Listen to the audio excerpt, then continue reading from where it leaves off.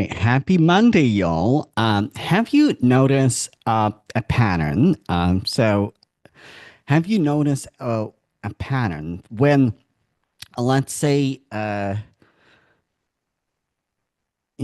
let's say you decided to do something, and then like you might go into this decision spiral, right? I see in entrepreneurship all the time when we have to deal with really extreme pressure. Like we might make a decision. Let's say one example that I can bring is that like when we have to do a change in our businesses and our lives, and because like one thing that I know for a fact, that a pivot, a change in your business is absolutely unavoidable. This is something that we have to adapt. The only constant in our business is a change, and the one pattern that actually that breaks rather economic stability in our businesses is when we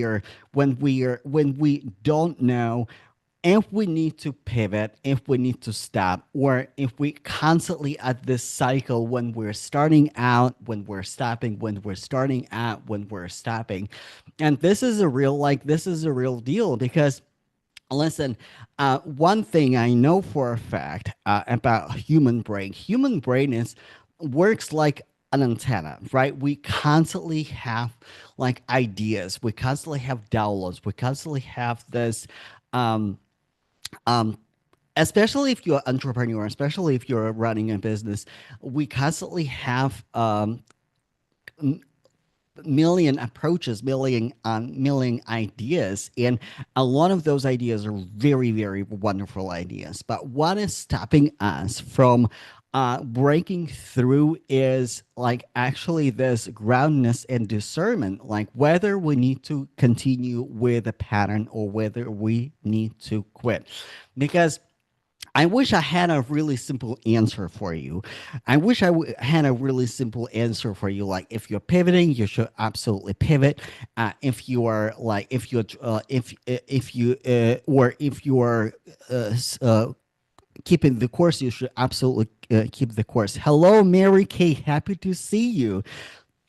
Uh, and by the way, as you're joining me live, as you're joining me on the replay, say hello in the comments. Let me know where you're watching me from. And also, like, this is a discussion. This is not a lecture. And I really would like it to make it like two-way discussion. And by the way, if you're watching me watching me on YouTube, watching me on LinkedIn. I did something really different. Like today, I'm actually in front of my panoramic view. You probably can see it right now because it's kind of dark, but it will when there is a sunrise. So the sunrise in my room is absolutely gorgeous. Like the panoramic view is absolutely gorgeous. So, like when I do lives or recordings later in the day, or it will get bright later, like sooner, so like you will see absolutely the panoramic view from my window. So um this pattern that we like, that a lot of business owners have, like either we are pivoting too quickly, we're not letting our ideas sit. And how does like what is the pattern? So let's say we decided on the course, right? Like on the course of action, we decided that we're going to change something in our business. We decided to raise prices. We decided to stick to like certain business model, or we decided to launch certain offer.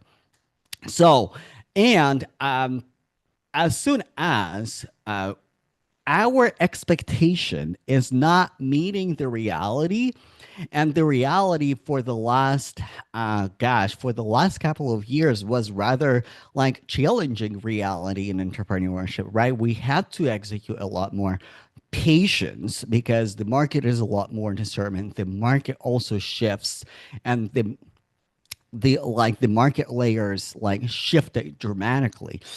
And our brain goes into like, oh, it's not working, I gotta pivot. It's not working, I gotta pivot. And this is, by the way, it's like this pattern is very much persistent across all the levels of business. You can be 10 years in business, you can be 5 years in business, and I see that pattern because like sometimes the best strategy is actually to see it through. And also another devastating strategy for a devastating pattern for entrepreneurs is actually waiting too long. And waiting too long is like it looks like selling one is selling, but you already know that your next vision of your business is completely different, but you are selling it out of safety, out of comfort, right? And the reality of business, if you want to stay in business, right, like if you want to be in business for a for a long run, and ask people who've been in business for many years, like innovation is the key. And it's not like that you have to sell different things, that you have to like pivot from offer to offer, audience to audience.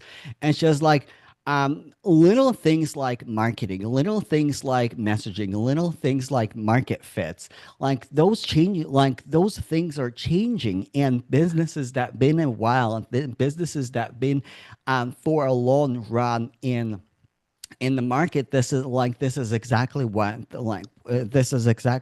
they're doing.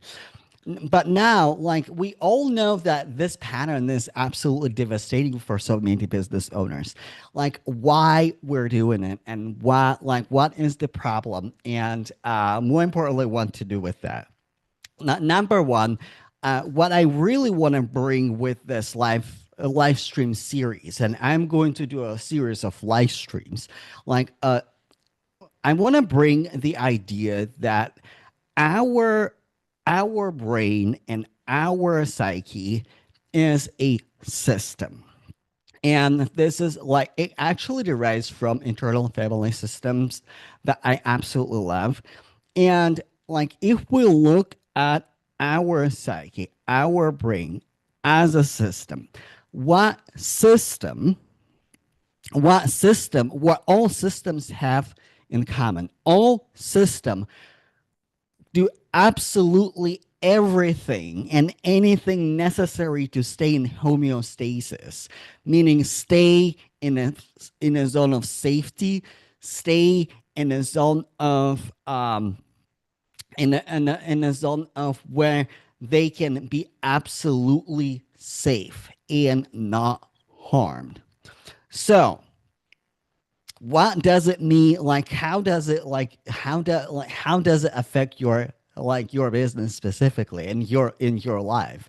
Because it's not about procrastinating, it's not about delaying your decision, it's about understanding how your business work, and understanding how your psyche work, right? If your psyche was organization, if your system, if your internal system was organization, like big corporate organization, like I don't know about you, like I work at big corporate organization. So in any organization, and Mary Kay, I think you will resonate with this really well. In any organization, in any systems, we have protectors. Protectors will defend our status quo. They're managers. And with the internal family system, we have two types of protectors. We have managers who either like create certain behaviors that will stop us from going forward on what we decided to do because it doesn't feel safe, because some part of us was previously hurt or wounded. Maybe it was a burnout. Maybe it was an unsuccessful launch or many unsuccessful launches. Maybe it was multiple failures in business. and that manager says like, hey, like, I know that you have in mind is $1 million idea. I know where this is going. I know the market is changing and you need to do something different. You're not going to do it because last time you did it you were hurt significantly, so we're going to keep that part of you safe by either controlling the outcome, controlling or try to control, right? Because the only thing that we can control is our effort. We try control the outcome, we try control the social media, we try control our customers, we try control our teams and our clients, and the truth is we can't really control anything. Or all of a sudden, like, and let me know if it resonates, all of a sudden we know what we need to do and we are tired, and we tell ourselves, you know what? I'm going to regulate my nervous system and I'm not going to put much effort today because, like, I feel tired, I feel uncomfortable. Business is not like, business is not meant to be comfortable. And this is why I love this approach so much, because like when you work with your system, it will get uncomfortable, managers will get in the way, protectors will get in the way. Then we're not going to talk about this too much, but there are also firefighters. They're your reactive behaviors, right? Either your addictive behaviors or just reactive behaviors that they're not serving you, but they're on the deep level protecting you. So, and hence, like, we either doing the same thing over and over again and it's not changing. Maybe we tell ourselves, well, I paid a lot of money for this contractor, I paid a lot of money for this system, I paid a lot of money for this strategy, and clearly it works for some people. I just need more time for it to work.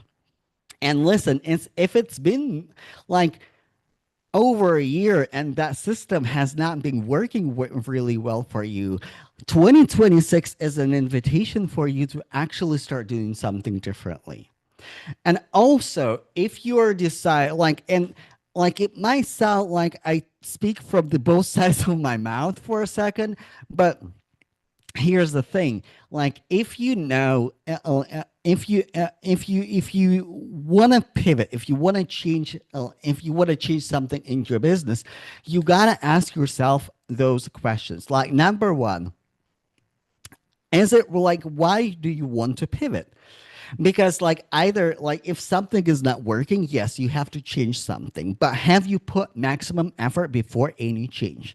Because if you have not put maximum effort, if you have not exhausted if you have not pivot within, like, your what you're currently doing, either pivoting in, like, doing something differently in your messaging, doing something differently in your marketing, really dissecting your numbers, and dissecting your numbers not from this place of control, but rather from the place of discernment and, like, really self leadership, looking at harsh numbers through absolutely sober self, honest self, and being 100% honest with yourself, then you have not earned your pivot yet. Because, like, when you change something, the same system mechanisms, the same protectors, the same firefighters, the same behaviors, they will evolve, like, absolutely 100%. So, because, like, when you understand that you are a system, and the system, what system does? System, most and foremost, does everything in its power to protect the status quo, to protect safety. Until you address your internal managers, until you address your internal protectors, until you address your internal firefighters, until you actually unburden that wounded part that experienced negative experiences in the past, so that part feels safe to move forward, nothing will change. Absolutely nothing will change. And we also see it in hiring too, in hiring support, whether hiring team members, hiring coaches, hiring contractors. And this is something that I'm going to talk about on Wednesday. So let me see what you say in the comments. So I love your background aligning. Thank you, Mary Kay. Absolutely, protectors. Um, Yes, from corporate. Yeah, like Mary Kay, I remember you coming to my podcast and you were talking about like your internal protector. This is exactly what it is. Like this is the manager. This is the manager who keeps the system safe, even though it's not necessarily serving the system to move forward. The status quo is not necessarily serving the system. I think it depends on uh, magnitude of the pivot. Yes, small pivots can be quick, fail fast. Yes, and experience. Yeah, Mary Kay, absolutely. And this is something that I call the nervous system elasticity and nervous system capacity, because you gotta like it's like I like one example that I can think of. It's like kind of learning how to bike. You're going to fall, and it's going and it's not gonna be comfortable. By the way, embarrassing personal detail. I don't know how to bike. Maybe because I was like too afraid of falling. So like, well, I try to bike, but I never it's just not a thing. Like I know how to do it. I know the mechanism. I've done it once, but like I don't know how to bike. So like that's a little personal embarrassing detail about me. But um small pivots, yeah, and like this is what you do in the business too. Like you identify what, like, okay, but how can we absolutely fail safe, right? Let's say, like, okay, what is the new avenue of marketing? So like, for example, something that I do this year in particular, I'm testing Substack. I'm testing writing articles. I'm testing repurposing my podcast episodes in articles and sharing it on Substack, sharing it on LinkedIn newsletter, because like one thing I understand about my system, like I'm not a social media influencer. Like I like creating content, but also there are certain like there is a certain type of people who like they will go live, they will go on social media, and like everybody will love them and everybody will follow them. And this is something that come to people naturally. It doesn't come to me naturally. I've been on social media since 2017. Social media helped me tremendously in my tech career. Like I landed really, really big jobs. Social media helped me tremendously in my business, but also like I understand I'm talking on a very deep level. I'm talking about like a nervous system. I'm talking about like really big fundamental aspects. It's not a quick win. It's not another funnel. It's not how to make $10,000 a month like within 90 days. This is not a hacky business, right? Like I'm like and also like when I look at my clients, all of my clients that I have previously worked are very deep entrepreneurs. They're consultants, they're subject matter experts, they have built wonderful careers in corporate, and now they either leveraging that corporate experience into their own consulting or coaching experience, or they're combining both. They're speakers, they're podcast hosts, they're speaking at conferences, they're building their own conferences, they're building their own tech startups. So that's the type of clients that I'm working with, and that type of clients, like, and this historically, right, like this is historically who come and work with me, and those type of clients, they where they're at. I mean, of course, like everybody is on every social media platform, but Substack, this is where a lot of people just quietly read articles or watch like content, right? It's a lot quieter platform. I'm testing it. Also, uh, we don't own social media, right? And also, like this is where I can feel safe, right? If Substack is not working in 6 months and it's not producing subscribers, clients, nothing, I just gonna drop that platform. I am not attached to it. I'm not attached to it, right? Whether like whereas like LinkedIn, for example, it's a little bit different platform because like I majority of my clients came from LinkedIn, and this is a lot, and this is a harsher decision. Like right, if I were to choose to drop LinkedIn, that's rather like a big marketing pivot, right? Because like Instagram is neither here nor there. Like I land speaking engagements through Instagram, but not consistent clients yet. Again, because like not a social media influencer. Like I go deep. So but it's another like but with even with Instagram, right, it's not that the platform is bad, it's not that like it's not suitable for me. It's like, okay, how do like what else can I test, because that platform brings me the broader spectrum of audience, like people who actually consume content on that platform, people who actually resonate with that platform, right? Like, you know what I mean? Like, I know, like, I went on a little tangent, and like, I totally didn't mean to go on a little tangent, but these are examples. These are my personal examples how I test and fail safe, because like I, I'm perfectly fine failing on Substack. I'm perfectly fine figuring out what I'm doing wrong on Instagram. And, you know, like apparently there are a lot of things that I could have done better, right? One platform that I will not abandon is YouTube. And YouTube as a platform that requires patience and mastery.